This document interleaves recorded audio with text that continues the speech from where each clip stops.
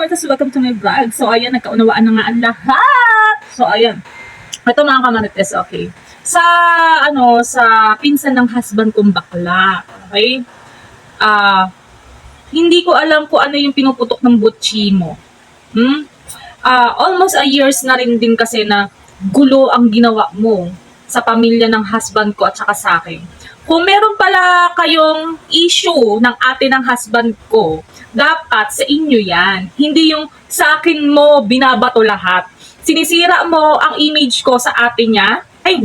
Tapos, sa pinsan mo, mismong pinsan mo pa, ang sisiraan mo para lang kami maghiwalay, okay? Almost a years na rin pala yung mga kamarites, okay? Hinahayaan ka lang namin dahil sobrang busy po talaga ako bilang isang housewife. Busy rin po ang ate ng husband ko, busy rin yung husband ko, busy rin ang pamilya niya. So, intimidate na gumagawa ka ng issue na ikaw lang din ang gumagawa ng problema mo. Kaya sinasabi ko sa iyo na kung may problema ka sa ate ng husband ko, siya lang ang kausapin mo. Wag ako. Wag mo ako idadamay dahil wala akong alam sa issues nyo dyan. Kasi matagal kang tumira sa kanila. Okay?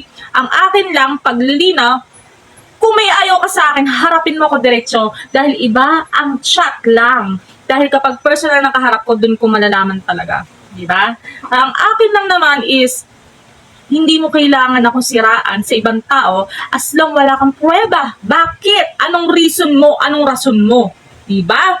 Kasi, intimidate po niyan. Isa lang ang sinabi ng ate ng husband ko, inggit ang namumuo sa inyo, magkakamag-anak. So ako, wala po akong pakialam sa side ng husband ko. Side ng husband ko yan eh. So, ang akin, ang parte ko, binuo kong pamilya. Kung may issue man yung side ng husband ko, dapat kayo lang yun. Huwag kayo magdamay, di ba?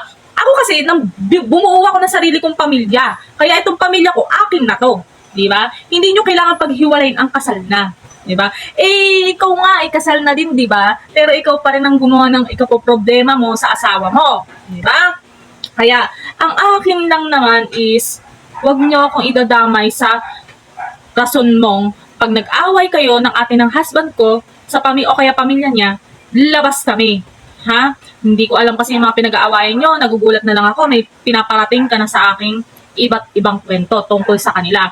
Okay? Kasi yung mga conversation natin before, andito pa rin sa akin.